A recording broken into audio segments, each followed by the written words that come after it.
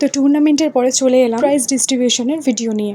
মঞ্চে থাকা সম্মানীয় ব্যক্তিদের সম্বর্ধনা দেওয়া হচ্ছিল উত্তরীয় পরিয়ে, এবং যেহেতু আমার শ্বশুর গত হয়েছেন তাই তার স্মৃতির উদ্দেশ্যে যে ট্রফি স্পন্সর করা হয়েছিল, আমার শ্বশুরের সেই স্মৃতির ট্রফি আমার শাশুড়ি মায়ের হাত দিয়েই উইনার্স টিমদের দেওয়া হয়েছিল। মঞ্চে উপস্থিত সকলকে সম্বর্ধনা দেওয়ার পরেই শুরু হয়ে গেছিল বাচ্চাদের নাচ, আবৃত্তি, এবং প্রতিটা বাচ্চাকে এনকারেজ করার জন্য তাদেরকে প্রাইজ ডিস্ট্রিবিউশন করা, সবকিছুই আমি আগে তোমাদের সাথে শেয়ার করেছি। তাই নতুন করে আজ আর দেওয়ার মতন কিছু নেই, তাই আগের ভিডিওটাই তোমাদের সাথে ঝটপট করে শেয়ার করে নিচ্ছি। প্রাইজ ডিস্ট্রিবিউশনের পরেও থাকে কিন্তু অনেক মজা। সেই প্রাইজকে ঘিরে ছবি তোলা, মজা, এবং পরের বার আবারও খেলা হবে বলে একসাথে মেতে ওঠা। তাই আমাদের ভারত মাতার উদ্দেশ্যে সবাই মিলে বলে উঠলাম,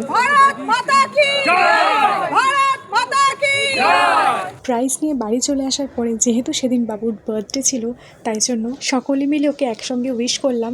তারপরে আমাদের বাবু একটু দুষ্টুমি করার পরে কেকটা ফাইনালি কেটেই ফেললো।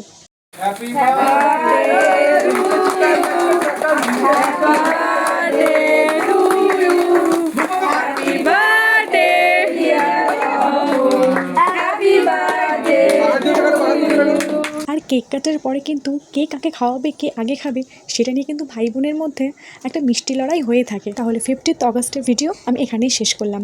Good night, tata.